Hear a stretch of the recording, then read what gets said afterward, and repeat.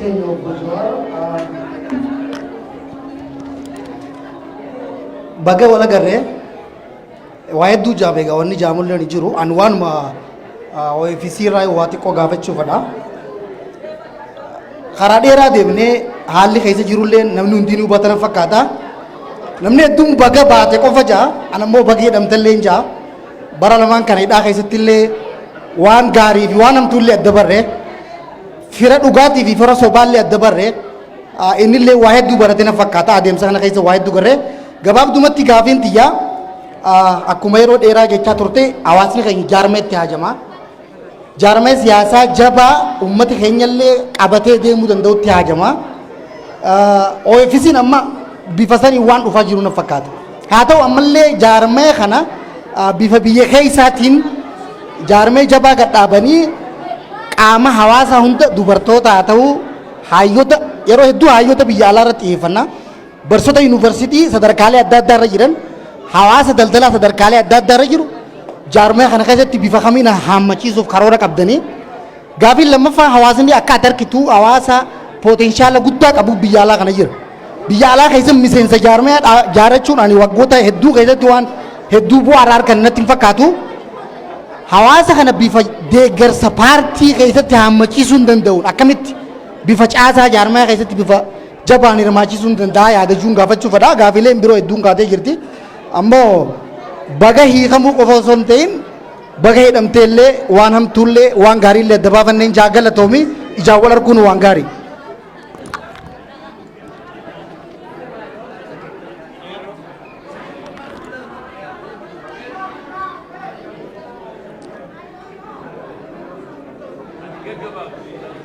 Abshir.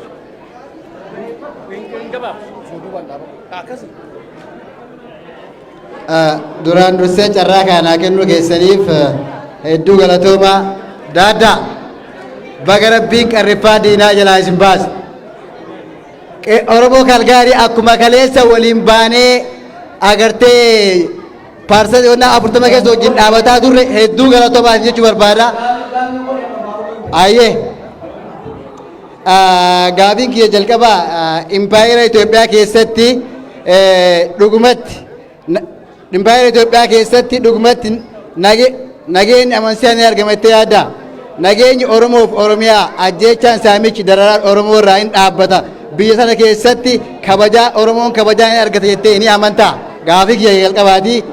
Gaafiin itti aanu ammoo urga gaafa Haacaaluu Hundeessaa nyaatamee isin ammoo mana hidhaa seentanii booda qeerroo fi qarree Oromiyaa guutuu keessatti kan ajjeefaman lakkoofsan qabu. Akkasumas kan hidhaman ganda irraa kaasee hamma federaalaatti hidhaan qeerroo fi qarreen manni hidhaa qeerroo fi qarreedhaan guutame.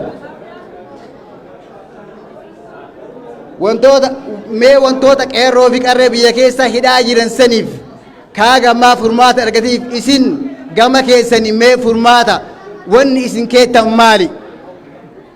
Gaafii kiyya isinirraa gabaabsaa Kalgaarii yeroo dhumaa dhuftee baay'ee dadhabdeertaa gaafii baay'ee qabaa garuu amma tola hin gabaabsa galatoomaa.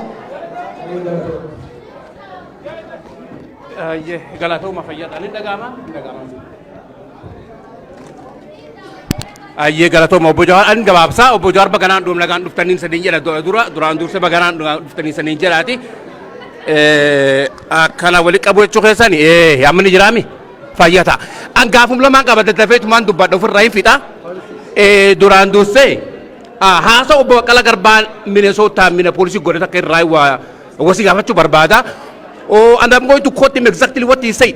Maan jedhe obbo Baqqalaa Garbaa mootummaa kana nuti kafaa'ooni empaayara daaraa ta'e kan mootummaa daaraa taate kan isaan sanni suphuuf isaan san kursi jala qabuu fi kafaa'oon hin jaaramnee jedhe mootummaa butut empaayara butut jalatti kursi qabuu fi OFC. Uummatta immoo maal hojjechaa jirtu mootummaa biroo jaaruu hin barbaannu mootummaa kana suphineetuma isaanuma kan wajjiteenna demokraasii wajji haasofnaan hojjechaa jirtu obbo Jawaar kenna dubbiintu waliin faalleessitu tanaan biru kudha lammaffaa amma haasawu obbo Baqqalaa Garbaan haasawu takka jira. I don't remember exactly where he said it.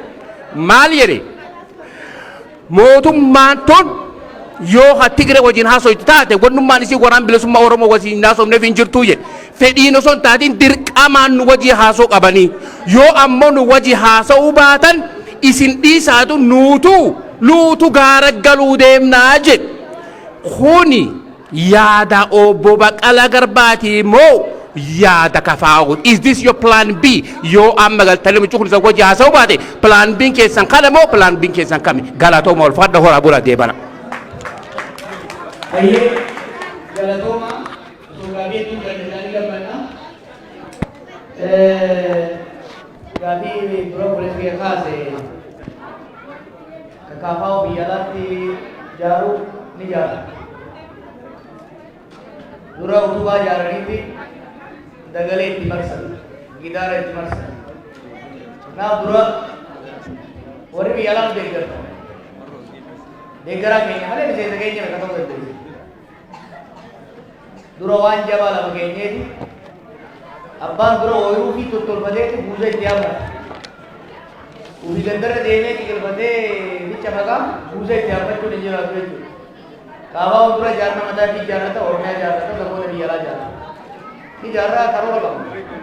Umar lama pak, wanita mengulang juga awasan kalau cuma jalan jalan. Kau pilih kalau ini mesti awasan kalau maya di jalan. Amma danda'ametti siyaasa paartii irratti duratti waa fuulleffannee waltajjii hawaasni qopheessarra miseensa godhu maal gudinnoo fil kan bartamu garuu gara fuulduraa irratti hojjechaa deemnaa mana yaadinaa isinummaan irraa baga dhufte malee rakkoo hin jirtu akka gaarii ijaarra gargaarsa keessan inni fayyadamna ka gurbaan impaayara Itoophiyaa ni jirtiniiroo karena apa orangnya rem sini jauh, gabi berbata mati segaltamoota kabanne rakko malam mati dari 50 berbata. Empire itu wasa di kabat kur. For empire to exist, security core, economic core, political core elite, gare ko rate, adasa dan tasa humna, sabota berarti udan do, kasaden elite itu. Elite securities, elite delegates, elite hawasummatis tufte hojjet. Hanga torbatan ni apuri ditti, torbatan ni kani ditti. Ethiopian, it was a nascent empire, nascent small, with the take extent that is. Haile Selassie ne ugakumu laafata deema. Darbuun military rule ture. Mallasan Dubedi, fake federalism gole. Arra, okay, if there is an empire, who is the imperialist? Imperialist is Emperor, who is the cultural core, who is the security core, who is the economic core? Kanap carefully one makalesa, dadan no kalesa arrayo tindemne. It doesn't make sense, honestly. And Ethiopia to me is a failing state. Empire Saudi is a state. Akka republikiitti sirna itti bu'uu dadhabee daddaagaa jiru waan ta'eef akka waan intact empire system jirutti ilaaluun lalbeet dongora birallee dabree rakkoo nuti uumuu danda'e waan reefu ni dhiyeesse ilaala eenyu imperialistiin eenyu yeroo tokko kawwee itti dhukaafne inni akkamitti dhukaafne si beekuun barbaachisaa erga Hacaaluun wareegame booda Qeerroon kumaatamaan ni wareegame, kumaatamaan ni hidhame, kumaatamaan bosonatti gale, kumaatamaan immoo sirnichatti gale. Dakkaafur jira. Ifin sobinaa. Qeerroo wayyaan irratti tokkummaa qabsaa ture sun dakkaafuritti gale. Tokko ni wareegame ni hidhame. Kalammataa bosonatti gale. Kun sirnuma kanallee taatumaan qabuun qabu jee sirnichatti galee madda addaatu. Kun ni riphee garee dheerra jireessa. Ka hidhames hiikamuu qaba. Ka wareegame deebisuu hin dandeenye. Karaa inni itti wareegame bakkaan ga'uu malee. Kan dhiibamee bosonatti galfames hayitisaa gaafii isaa deemtee fi qeetti galuu qaba. Kanaaf ka hidhames hiikamuu qaba. kun garuu ka ta'uu danda'u hariiroon jirtu yoo jijjiiramte qofa hanga lolli jirti hanga civil war wallolli waloo jirutti namni du'uun namni hidhamuun waan hin oolle jira kanaaf isa irratti hojjechuun barbaachisaadha jala jala eega amma nuti yookaan nuti hiikamne sanii as meeqaan sanii turan meeqaan tamutu ajjeeman kun itti uffaat deemaa jira jechuudha biyya guutuun namni dhumutti jira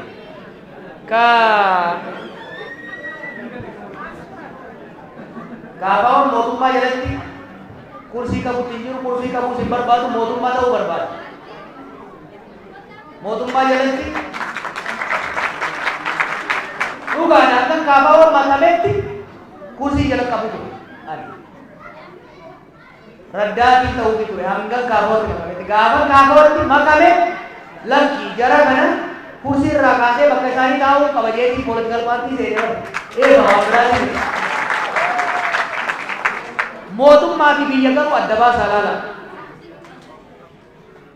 mootummaan jijjiiramuu qaba takka amala lafaa sirreeffachuu qaba takka bakkaa ka'uu qaba warri aangoorra jiru biyyi garuu itti fufuu qaba gaafaan waggaa 25 irraas Profeesar Maraaraan waggaa eegalu gaafa oggee tureesi mootummaan sirni mootummaa Itoophiyaa dasteet itti fufuu qabdi sirna federaalawaa saba Solomoon itti bulchan ta'uu qabdi Oromoon qe'ee irratti hin bulchu Walaayitaan qe'ee irratti hin bulchu Itoophiyaa waliin bulchuu qabaa jedhama karaa sirriitti Oromoon fayyada jennee taphatama Itoophiyaa haaromsuudhaan hariiroo saboota jidduu jirtu haaromsuudhaan bifa haaraan jaaruudhaan Oromoo Federalist Congress paartii Oromooti dantaa Oromoo Oromiyaa keessattis Itoophiyaa keessattis sabaaf sablammoota kaan wajjin kabajchiisuu qabaa jeeti amana Baqqalaa Garbaas kanuma jedhu sirna abbaa irree ofirra bulchuun barbaadu inumaatu paartii cimaa jaarraa 21ffaa Oromoo fi saba naannoo saniitiifis akka reefu jennetti dimokiraatik pluralizim dubbii ta'e sirna federaalawaa dhugaa dimokiraatawaa fee dhugaa jaaruun itti deemaa jiru kana garuu afaaniin miti dhagayaa amala ta'e Oromoo keessa wanni ta'e dhaadannoo haa diigamtu haa jaaramtu waan diiguu hin dandeenye haa diigamtu jechaa oola namni akkasii miti humna jaarrachuu dha barbaachisu paartii jaarrachuu dha mootummaa meeqa kubbinne sanii as nuti mootummaa ta'uu barbaadu mootummaa garuu hawwiidhaan ta'uu barbaadu kadhaadhaan ta'uu barbaadu humna Oromoodha humna sabaaf sablammoota biyya sanii jaarmaa cimaa hoggansa ititaa imaammata ifaa tarsiimoo beekumsaan masakar baafannee jaaruu barbaannaa jechuudha kana ifatti ilaalanii ittiin deemuun barbaachisaadha waliigalatti Oromoo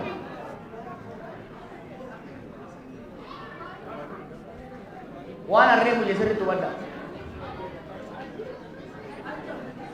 sirna amma jiru tooftaa kaleessaatiin mo'achuun hin dandeenye waggaa 20 qabsoon Oromoo kalaan turte zamana wayyaanee qabsoo tooftaa darbuu irratti ittiin deemaa turteen wayyaanee dubbisuu yaalle amma 20 ni kubifnu oga jallu tursiillee amma 20 ol tooftaa jijjiirre afaan isiin hin beekne tooftaa isiin hin beekne itti dhufne jijjiirama fiduu dandeenya arras jaarmaa saba keenya madaalu tarsiimoo yeroodhaa fi waqtiidhaan wal madaalu hoggansa daayinaamik ta'e hoggansa Oromoo Oromiyaa fakkaatu ni jaala wal wachiisaa deemna wal ibsaa deemna garuu ciifnee hin alaalannu nuti ciifnee bilchiginnaa abaaraa bilchiginnaa hamachaa komachaa jiraachuu hin barbaannu we are better than them beekumsa isaanii olii qabnaa inni amanna beekumsa sirna isaanii olii qabnaa inni amanna Oromoo qofaa miti ka biraatii guddima ta'uu danda'u hoggansa isaanii olii ijaaruu dandeenya imaammata isaanii olii ijaaruu dandeenya political party wanni ijaarree wanni jooyin godheef jaarmaya siyaasaa warra biyya bulchuu fi warra biraa caalu ijaaruu ni dandeenya jenna anumma Oromoo kana ittiin amana bee miraakilii miti bara namni baay'een amma yeroo tokko tokko natti irraa ajaa'iba Akkama tuloon gandarra deemee waamee gadi eessu.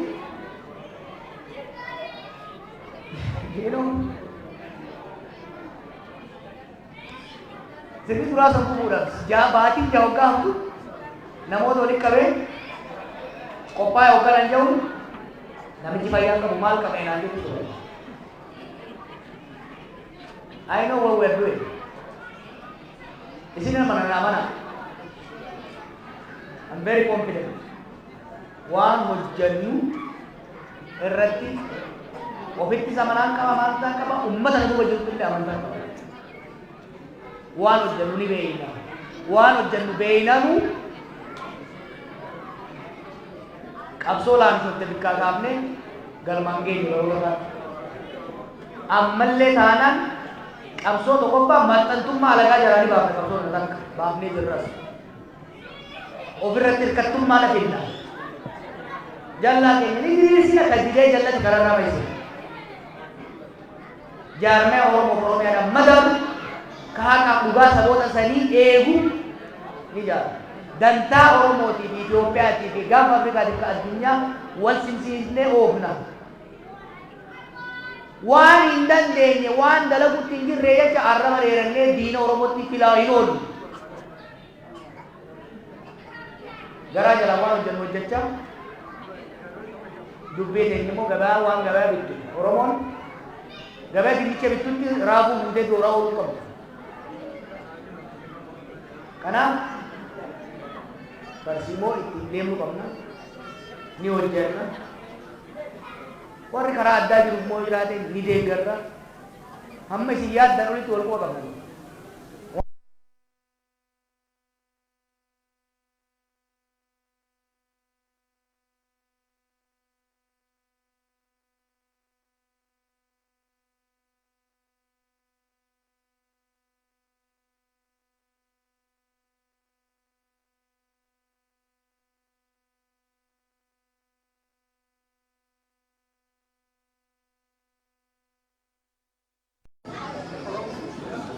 Maturity yeroo gaafa hooggansa agarsiisuu uummata sanii yeroo madaaluu waan danda'u. Kun immoo beekumsa irratti naannoo sabsanii qabnu irratti hubannaa addunyaati naannoo keenya irratti hundaa'ee hojjetamu qaba. Kana irratti sadarkaa jalatti hojjenna. Hanga dandeenye dhiibna. Dubara. One and we go to the practice. Collecting the other, my button has to cover something. Aati ya sakap dia berumur berapa? Di sini simpan berapa? Anggur nanti tu, anda tu mesti khade mungkin anda mesti kamu kamu lagi macam. Kalau tu orang marketing dulu deh. Isang man berkali dah pakai desain yang arahan kamu itu dalam desain dengan rabar.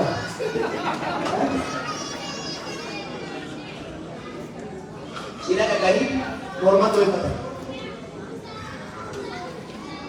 Bukan si Oromo. Kalau kalau baru musuh bersih itu. Dain dia kalgari dae ciroti. Wari kamu besok kamu dah muncul. Thank you, Rahul. Haran ini tahu mata haran. Jauh nanti dua demi kita kasih sesi jalan di mana? Untuk karan sini, kores mereka mana mana itu atau mana juga. Elah.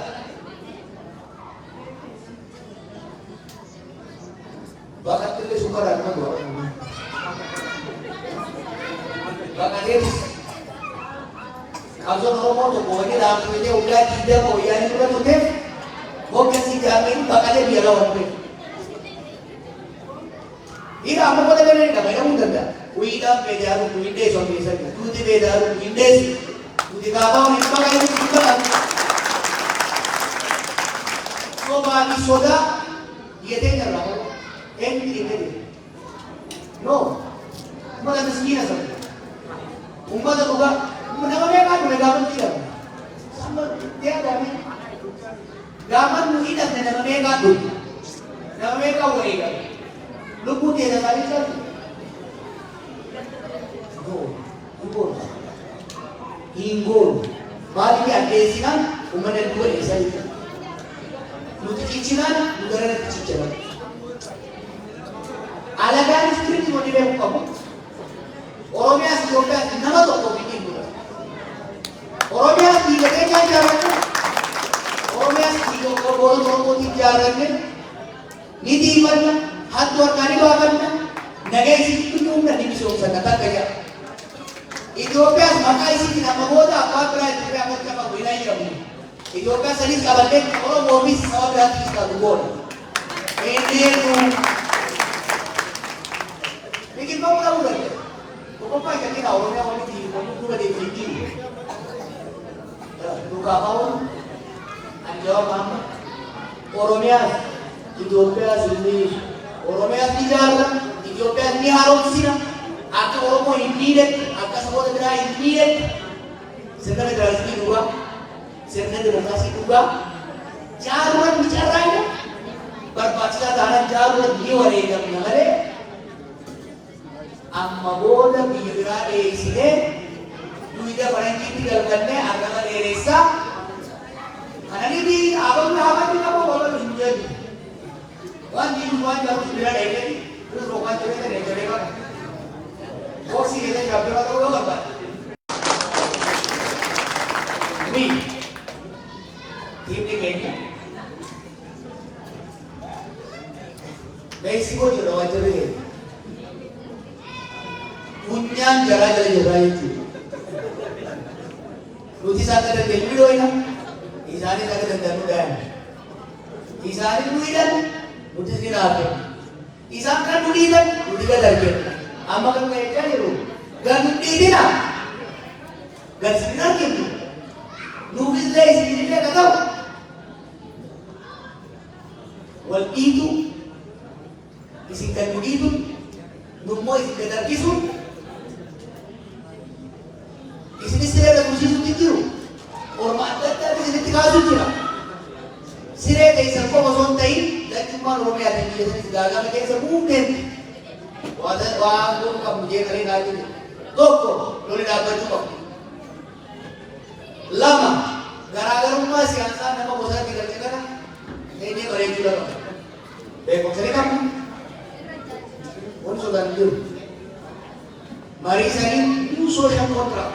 Oromoo jidduuttis Oromoo jidduutti marii gola qaba jechaadha. Oromoo saboota biraa jidduuttis new social contract ni gola qaba. Saboota araara dhufu. Saboota sirna dimookiraasii illee darbiitti maayillee ta'e. This is the viable way biyya sanii karaa danda'u. Kana karaa keenya karaa kaa'aa kanatu wayyaa hundaafuu saba saloo keessatti karaa biyyaa jennee deemni irratti qabsoodha. Karaa kanaa deemnaa gabaadhee deemnaa Oromoo. Wanni guddoon asirraa hawaasa keessatti ibsadhaa. Jaalala keessatti ibsadhaa. Xixiqqaa keessatti dhibadhaa barsiifadhaa. Rabbi gargaarsifannee beekumsaan mootii golee jennee rakkoo kana keessaa ni baana. Baay'ee waktu ini ada kerja, itu di jalan orang Kalgari, Galatoma, Galatoma,